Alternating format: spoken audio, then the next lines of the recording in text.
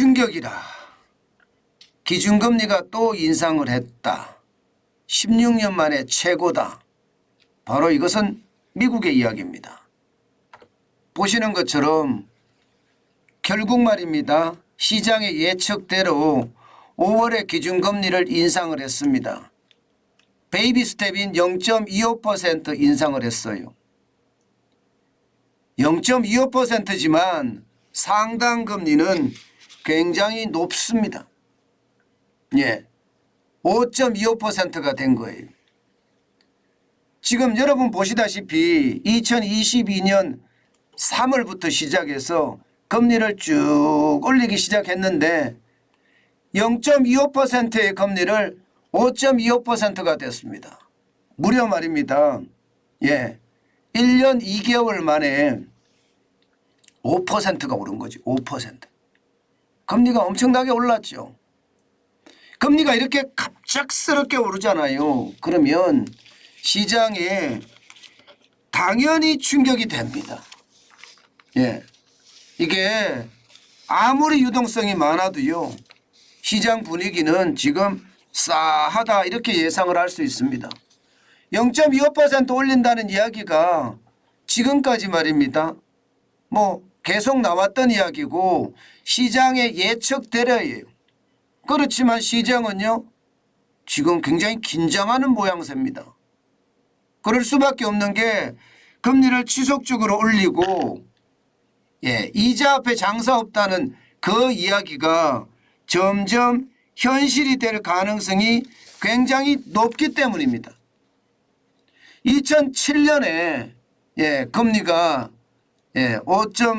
5%대를 유지를 했는데 지금은 거의 뭐 5.25니까 16년 만에 최고치라는 말이 틀리지 않습니다.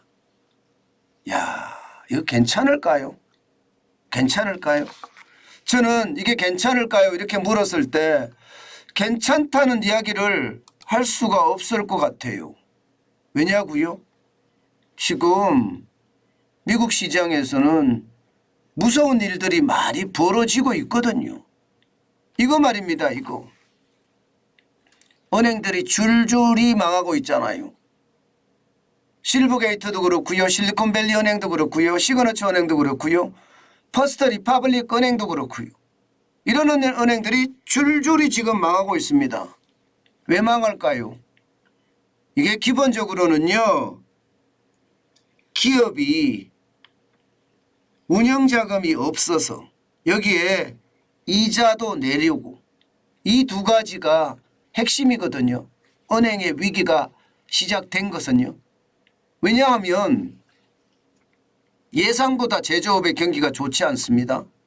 그러다 보니까 기업은요. 그동안 투자를 받아서 잠겨놓은 돈 은행에 예치했습니다. 실리콘밸리 은행에다가. 그런데 이게 상황이 안 좋으니까 뺏어기 시작한 거예요. 그런데 이게 뭐 스타트업이나 벤처나 한두 기업만 이런 것이 아니라 많은 기업이 이렇게 되니까 실리콘밸리에서 쉽게 말하면 자금 유출이 굉장히 빠르게 일어났습니다. 그러다가 실리콘밸리 은행은 예금자에게 돈을 내줄 수 있는 그런 최악의 상황. 결국 자산을 팔아야 되는 상황이 왔습니다. 자산을 파니까 어떻게 됐습니까? 채권은 과거에 샀던 채권은 현재 가격이 많이 떨어져 있는 상태거든요. 부동산도 많이 떨어져 있는 상태고. 그러나 예금자들에게 돈을 내줘야 되기 때문에 팔았어요. 그러니 거기에 손실이 무려 말입니다. 18억 달러가 넘는다고 이야기가 나올 정도잖아요. 이런 소문이 시장에 쫙 번지니까 너도 나도 실리콘밸리 은행에 있는 돈 빼야 되겠다. 폰뱅크론까지 합쳐졌습니다. 그러는 바람에 불과 말입니다. 33시간 좀 길게 보면 44시간 만에 실리콘밸리 은행이 파산을 했습니다. 이게 핵심이 뭐예요? 어떤 기업들의 운영자금에 대한 불안, 이자를 내려고 예치한 돈을 쓰기 때문에 그런 문제가 발생이 됐잖아요. 그런데 실리콘밸리 은행이 이렇게 되고 나니까 지금 다른 은행들도 똑같은 상황을 겪고 있습니다. 뭐 퍼스트 리퍼블릭 뱅크 같은 경우도 뱅크런이 엄청나게 일어났잖아요. 여기에다가 자산을 팔라치니까 똑같은 상황이 연출되는 겁니다. 이게 금리가 갑자기 올랐기 때문에 발생되는 문제라고 봐야 되거든요. 문제는요, 퍼스트 리퍼블릭 뱅크에서 그치지 않습니다. 지금 현재까지 보면 말입니다. 팩웨스트 뱅크오프는요, 지금 주가가 지금 한 2달 사이에 70% 이상이 빠졌고요. 5월 2일 현재도 27.8%가 빠지고 있는 상태입니다. 게다가 메트로폴리탄 은행도 20.5%가 빠졌죠. 여기에다가 웨스턴 얼라이언스 뱅크오프도 15.1%, 코메리카 은행도 지금 12.4%예요. 키코프도 9.4%. 은행의 위기는 계속되고 있잖아요.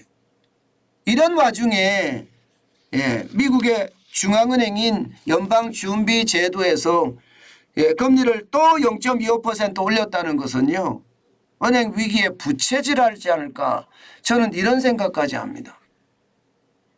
그만큼 위기의 어떤 상황이 저는 심각하다고 봐요. 그런데 여기에다가 한술 더 떠서 말입니다. 한술 더 떠서 제롬 파월 연방준비제도 의장은요, 쉽게 말하면 아직 금리 인하는 적절하지 않다, 이런 말까지 내놨습니다. 다시 말해서 인플레이션을 지금 통제할 수 있는 수준이 아니다. 2% 목표 물가를 맞추기 위해서는 금리 인하는 없다. 특히 올해 안에는 없다. 이런 말까지 여기에 덧붙인 겁니다. 안 그래도 여러분 금리가 높은데, 쉽게 말하면 높은 금리, 기준금리가 5.25인데 이 금리를 당분간 쭉 가져간다는 이야기잖아요. 그러면 시장은 어떻게 될까요? 안 그래도 이자 앞에 장사 없다는 그 논리가 시장을 지배하고 있었는데, 이 말이 터져 나오자마자 시장은 와르르 무너졌습니다.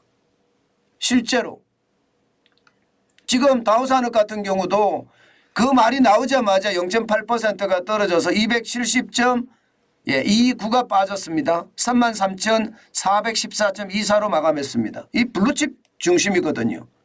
여기에다가 대형주 중심인 S&P 500도 0.7% 떨어졌습니다. 28.83이 떨어졌고요. 4,090.75까지 빠졌습니다. 마찬가지로 기술주 중심인 나스닥도 0.46%가 빠졌고요.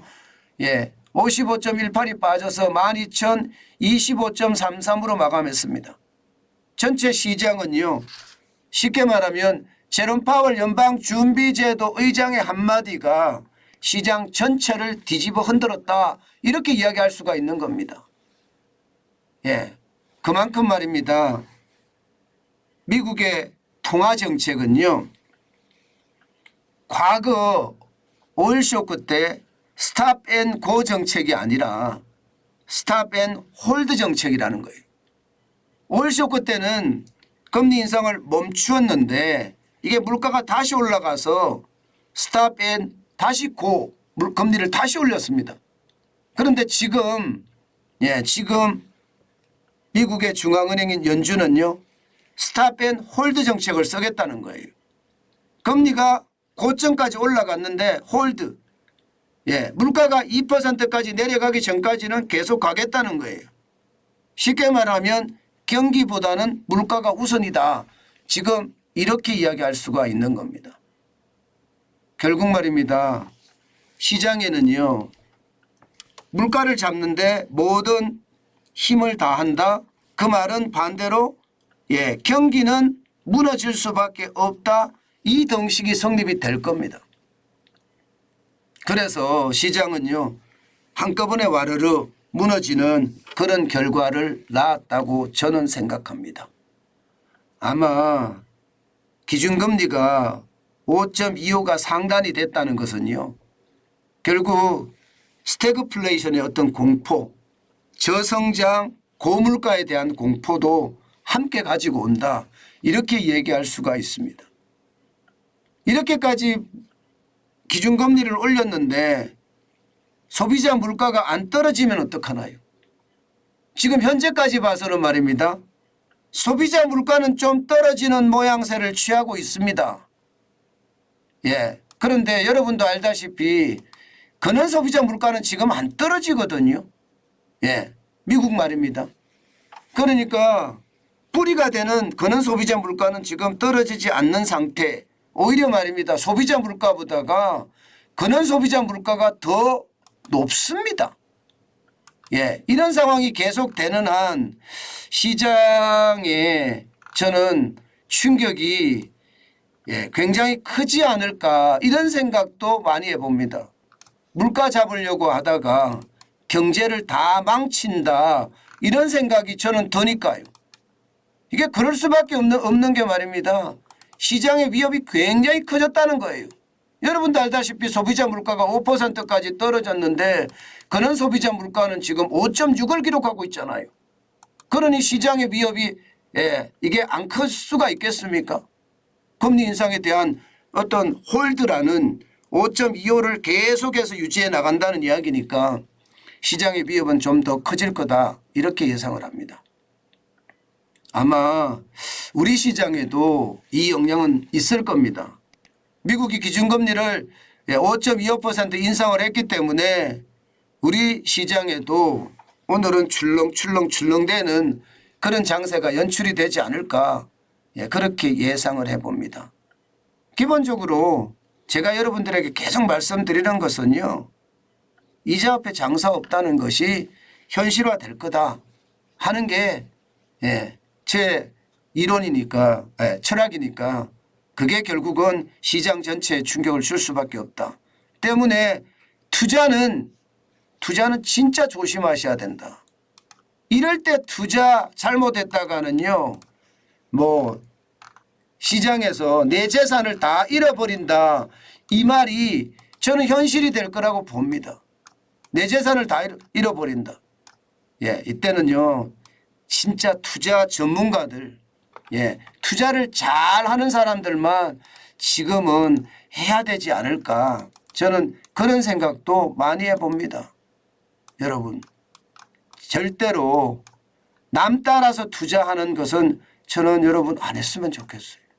이게 남 따라 투자하잖아요. 그 순간 말입니다. 내 모든 것이 다 날아갈 수도 있다는 것 반드시 생각해야 됩니다. 저는 그런 일이 벌어질 수도 있다고 생각합니다. 그러니까 투자는 조심조심 일자리는 반드시 가지고 이게 지금 우리가 가지고 있는 지상 최대의 과제가 아닐까 저는 그런 생각을 또 한번 해봤습니다.